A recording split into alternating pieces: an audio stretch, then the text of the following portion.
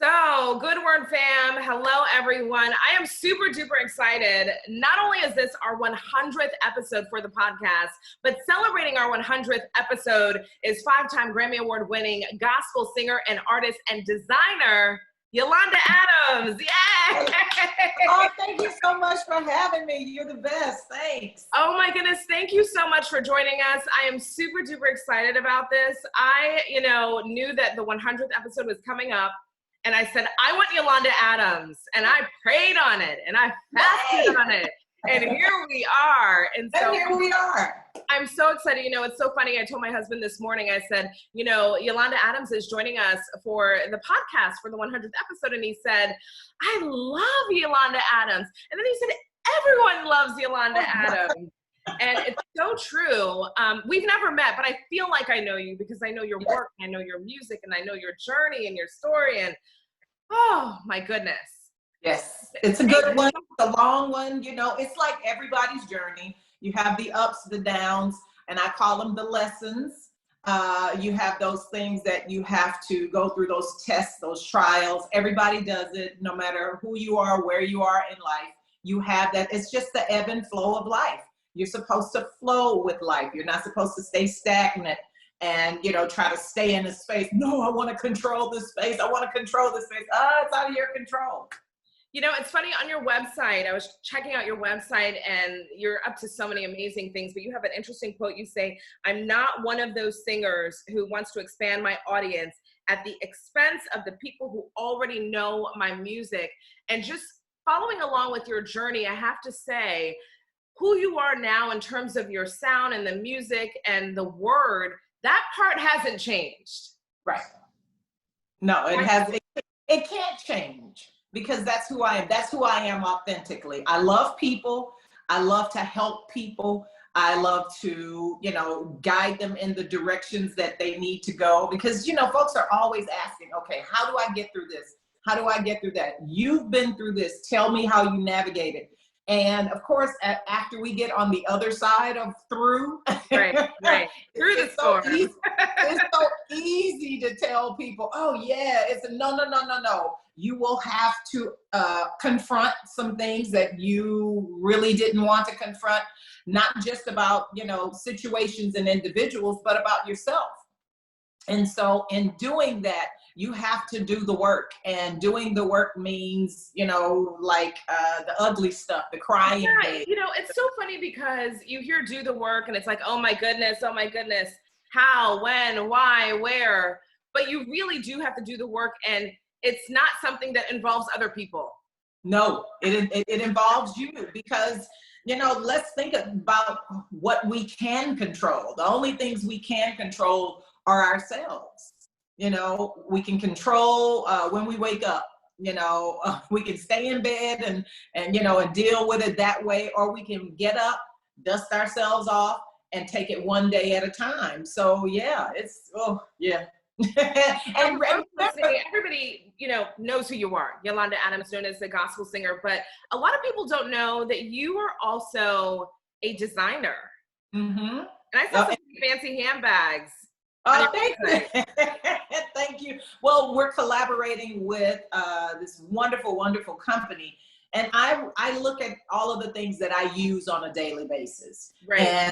And side note, for those of you who are listening very attentively, look at everything that you deal with on a day-to-day basis, whether it's commodity, shoes, cups, like you're drinking your tea, all of that kind of stuff. And start investing in those things. And that's what I did. I started investing in the things that I use every single day. Women, we all use bags. I mean, some of the guys, you use bags as well. They're just different styles sometimes, We use clothing. We have to use clothing because it's against the law to just run around naked. So right. I deal with that. We need things that are nourishing and nutritious for our bodies. So I invest in things like that. So anything that that you use in your life, it's almost like a no-brainer. And because I was designing and making my clothes as a kid, because I was so tall and lanky and lean. Same. Everyone, it's funny when I meet people in person, they always say, oh my goodness, I didn't know you were so tall. I'm 5'9" without heels. And so and I usually wear heels. And so I didn't know you were so tall. And I'm like, yep. Here I am. Yeah, and so the problem with being a kid and then having a slender figure, they want to put you in boys jeans because those are the only ones that go to a 36-inch inseam, and so it was a whole bunch of stuff. So that's how I really started designing. How do you stay true to who you are and also stay true to your passion? Because it seems like that's something that you are very passionate about when it comes to the design aspect, but then also you're, a gospel artist with these amazing songs. Open My Heart is classic. Yeah. How do you evolve? Well, it's easy because all you have to do is keep living. People think that you have to reinvent yourself. I don't like the word reinvent because it means that the first version of you was kind of like not a good one, but it's the only version of you that you have. Now you can evolve. Right. I like evolve rather than reinvent. And so I look at the times, I have a daughter who has really kept me in tune with what's happening, in this generation. She's grounded, right? Children will do that. Yes. they will keep you grounded. Yes. She's 21, and I look at her and her friends, and I'm like, okay, so Gabby likes this, and Kennedy likes this, and Haley likes this, and Taylor likes this. So, okay, let's add some of this and some of that. So when you have an environment and a community that supports you, it's so much easier to evolve. Taylor just moved to California and I couldn't be with her, but my sister, who I love with all my heart, she's like, oh, don't worry about it. I got her. She stayed with her for like a week. And so you have to surround yourself with people who understand what your purpose and your motives for everything are. Now, they may not understand how you do what you do, but they support you in ways that they can.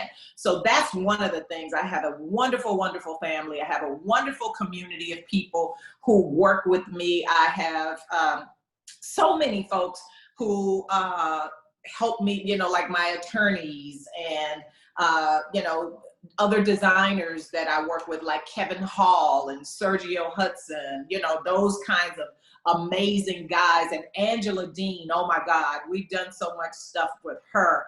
And Monica Velez in Houston. So I look at these things in my mind and I say, okay, here's what I think I would look best in. And, because your body type, you grow up with your body type. I want to ask you, you mentioned your daughter. Who is Yolanda Adams, the mother? Because we don't get to see necessarily that side of you as much as we get to see Yolanda Adams, the gospel singing powerhouse on stage. Yeah, well, they're kind of one and the same, but there are different levels. It's not the makeup, the hair, and all of that. With her, it's more heart to heart. And sometimes you have to make the hard decisions and the hard calls that, especially when she was growing up, because now she's a woman. But when she was growing up, it's like, no, you can't have that, and there's a reason you can't have that. And there's a reason you can't have that early. Case in point, her friends were doing Snapchat and all of that kind of stuff when they were in like 6th grade and stuff like that. I'm like, my daughter is about to turn 6.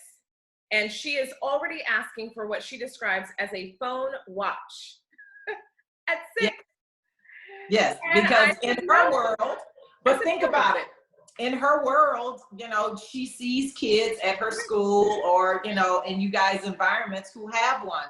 Yes. And there are just some decisions that you have to make as parents that are not popular with your kids.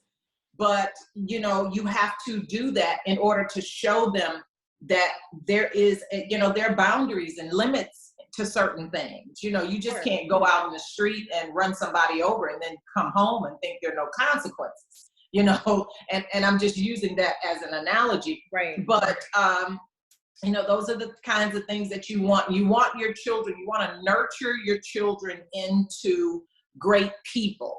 And if you can do that, then you've done your job. Because I mean, clearly because again, she's 21. So I really have I've had influence from 0 to now, but now it's her journey, and she has to make her decisions. And sometimes those decisions will be hard, but she'll have to make them. Now, that doesn't mean I won't be there, but those are things that she will have to, navigate and think about on her own. She has the tools, and that's the good thing about mothering. Yes. And fatherhood, guys. Yes. You give them the tools to spread their wings and fly. And after that, there's nothing you can actually do. You pray. You pray. Listen, let me ask you, what role does faith play in all of this? Because, the Good Word is a faith-based podcast. We don't shy away from that. We have something for everyone, and everybody is kind of on their own journey. Some people are on this faith journey, and some people are not, and that's okay. But at the end of the day, we are a faith-based podcast. What role does your faith play in who you are, how you have raised your daughter, and this journey that you're on? Well, listen, it's my foundation, and thank God it's a firm foundation. I grew up with great parents, great, amazing grandparents and aunts, uncles surrounding me who had great faith as well. So I've seen it in front of me. It wasn't just something that my mother said. It was something that she did on a daily basis. It wasn't just something my grandmother said or my grandfather said. They did it on a daily basis. And my grandmother lived with me until she passed, and she was 98 when she passed. Wow. And so there were times when I hear her, in the kitchen singing, and I knew what that meant.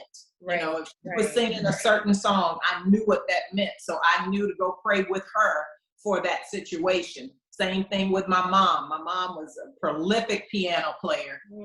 And so when she would get on the piano, I knew what that meant. Something was happening, in the spirit realm with her.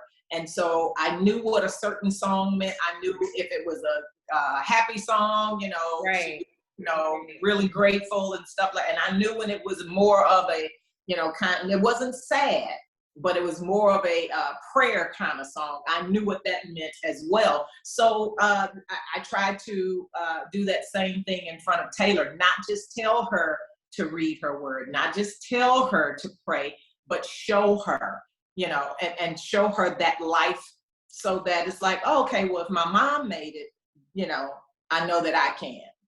So, you bring up an interesting point. I grew up in the church. We lived at church, Greater Mountain Church, with Bishop Alfred Owens and co-pastor Susie Rhode Island. I mean, that's the church I grew up in. And there was once upon a time where you spent all Sunday at church. We got there for early morning service, midday service. Then we ate upstairs. Then we came back down for the evening service. And I feel like we've moved away from that, partly by choice for some people, and then also by circumstance, navigating the pandemic. How do we get back to what you just described? Well, there are a couple of things that I need to alert your audience to. It's never going to get back to what we thought it was, but it can be better. And I think that's the thing that we all need to make sure that we are, honing in on. And when I say it can get better, because, I'm from what I hear, your parents were in leadership. So since they were in leadership, that's why you were there all day. And Bible study and Bible Institute. Yes, because, leaders have to lead by example. So if they don't see you all in Bible study, then that means, well, hey, if Deacon so-and-so and if Elder so-and-so and if First Lady so-and-so can't be, so that's a whole different thing. But what this pandemic has shown us is that the stronger your faith, the more you want to dive into those personal, private times with God. Because, that's really where your faith and your spirituality really thrive, not in the congregation. Now you get your strength and you get that energy and you You get that camaraderie when you're there collectively. But it's in those times when you're alone with God that really, really give you that sense of, okay, it's going to be all right. You know, not just because so-and-so sang a great song, or not just because, you know, Bishop preached a great sermon, but it's because you know, you feel that presence and you feel that love, because that's what God is. He's total love. He's total amazement, and, you know, all of those great words that we can use to describe him. But here's the other thing. We have to be very, very careful in our coming back together that we don't take for granted what we lost in 2020. Because, you know, a lot of people were just going to church. They were just taking, oh, I'll go when I have to, and blah, blah, blah. And then when we had to, like, stay at home and watch it on our devices. Yes. Yes, it did. Yeah. And then you found out how many leaders really did understand the progression of technology. And you also found out whether your technological ministry was actually really at work. Was really ministering. Right.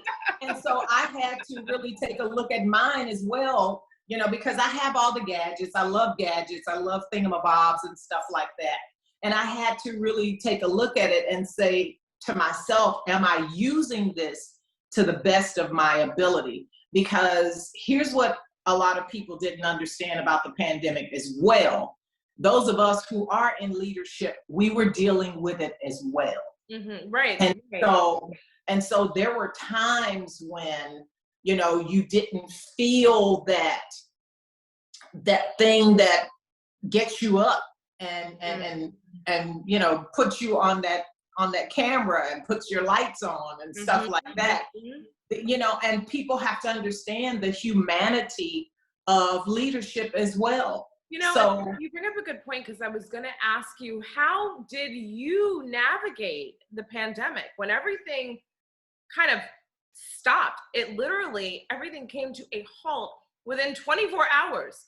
I remember I had a hair appointment that Wednesday. I think it was the 16th, March 16, 2020. And my hairdresser called me saying not only were they canceling my hair appointment, but they were closing indefinitely. Yeah, because they didn't know. And it was a ripple effect. Yes, and businesses and business owners, you know, corporate America, they got the memo before everybody else. I mean, I was in, where was I? I was in LA with the LA Philharmonic.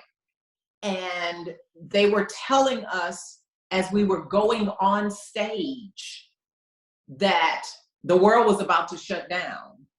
And thank God that me and my band members and everybody were, we got our flights out that next day.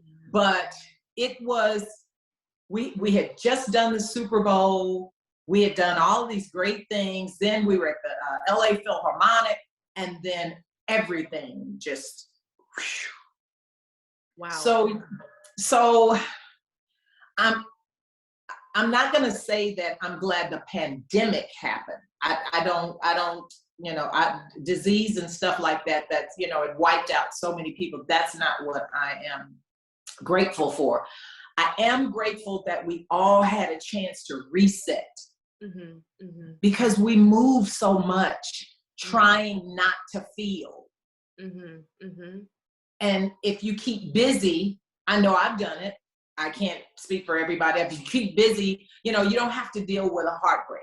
If you keep busy, you don't have to deal with this issue or that issue. You know, just keep busy, just keep busy. Right. And I think the world had become so busy, we started polluting our air, we started polluting our seas and our, you know, just polluting everything. And then we started having this horrible, visceral, just nastiness toward one another. And God, and I'm not going to blame it on God, but then, you know, the earth said, hey, I'm groaning.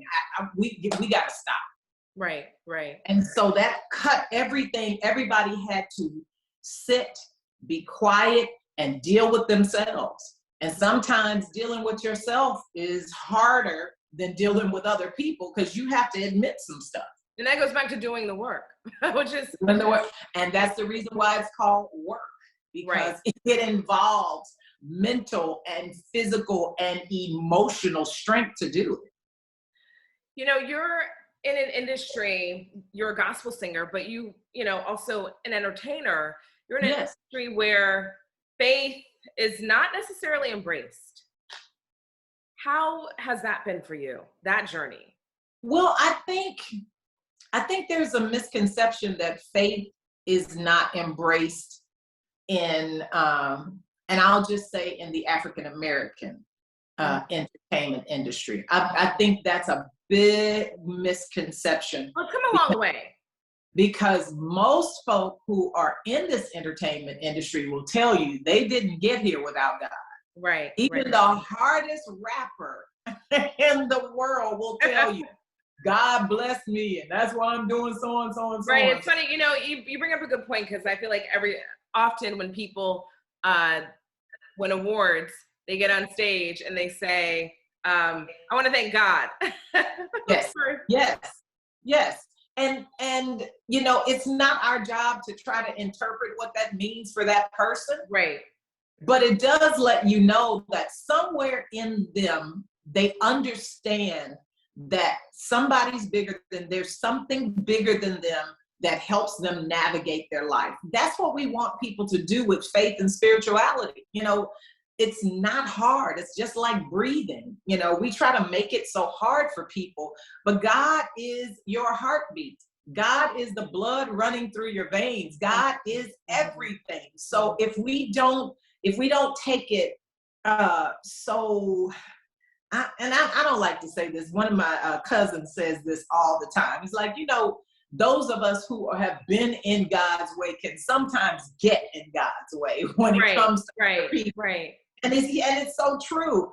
But I think that we have to now, with this craziness that's going on in our world, under the guise of God said, and this is what God did, and all of that. It's like, whoa, wait a minute. So your God is okay with killing people because you think that you were cheated out of an election?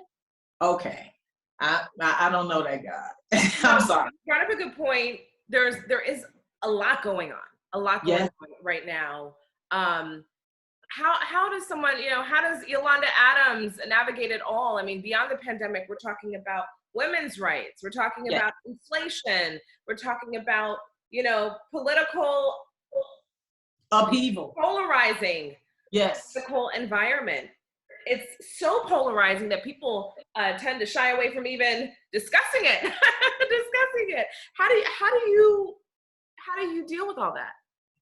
Well, I do my part, you know, the part that I am supposed to play. That's what I do. I don't get in anybody else's business. I'm not trying to be in anybody else's business, but I am a voter, and I know that makes a big difference.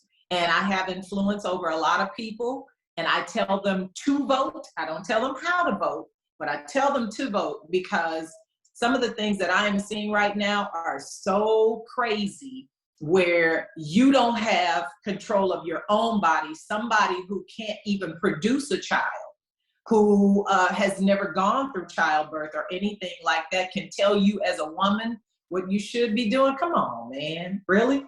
Are you serious right now? And I live in Texas. So some of the things that are going on in this political arena, you know, the enemy has tricked so many people into submission and subjection and sleepiness, that, oh, it's going to be all right. It's going to be, no, now we're finding out that we are in a fight for our lives, literally. And so if we keep allowing people to get into office who don't care about children, and they can say what they want to, they don't care about women. And if you want to suppress a woman, I mean, come on, the whole earth came out of a woman. Are you serious? So, you know, you bring up, you know, what you're saying, a lot of people are saying.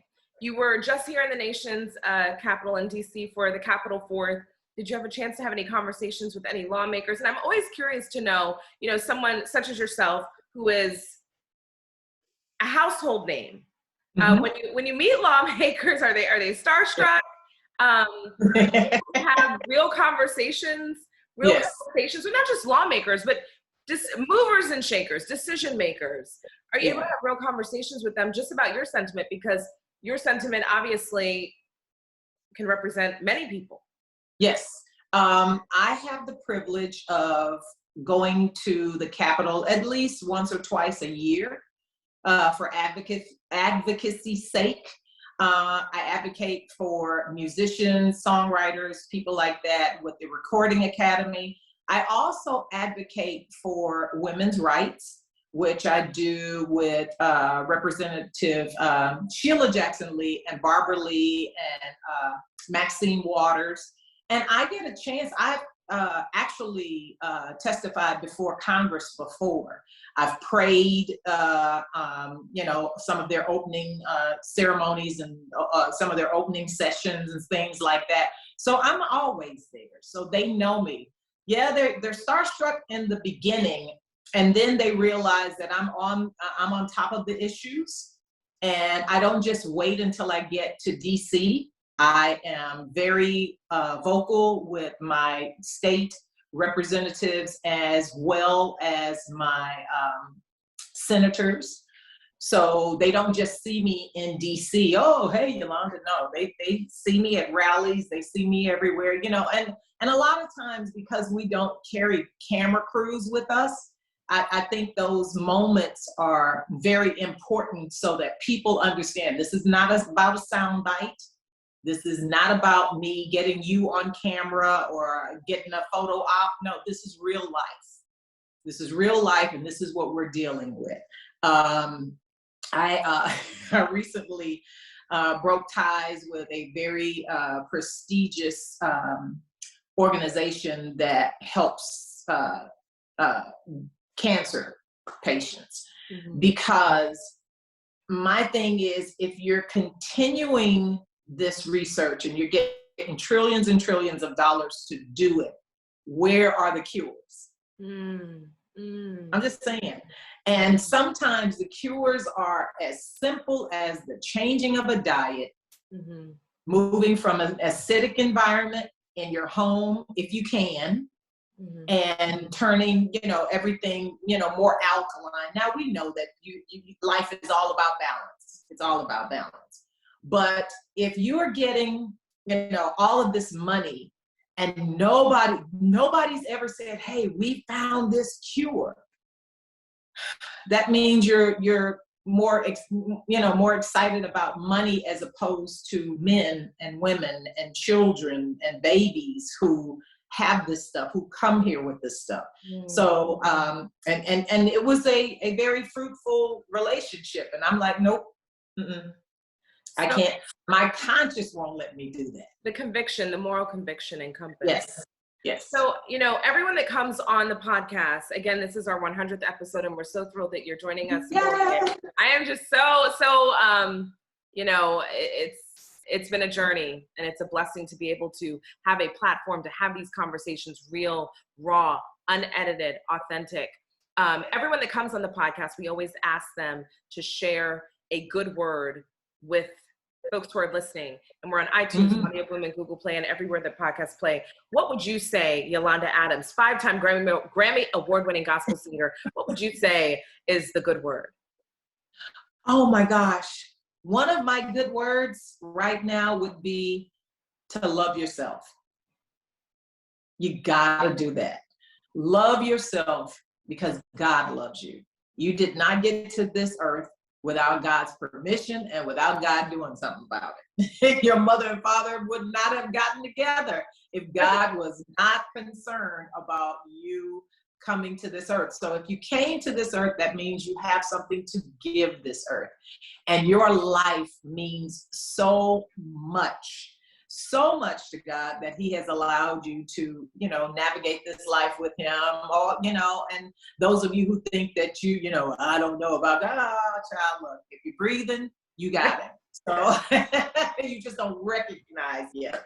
And, you know, and don't be so hard on yourself, because we have all, look, I'm 60 years old. We've all come through something to get to now, and learn how to live and appreciate the now. Yeah. I know tomorrow and, you know, the weekend and all of that, you know, 2 years from now, your goals, you know, we set goals, you know, 2 years, 5 years, 10 years, 20 years, all that. And all of that is amazing. But don't be afraid to live in the now, even if the now is a little painful. It's teaching you something that you don't want to repeat again.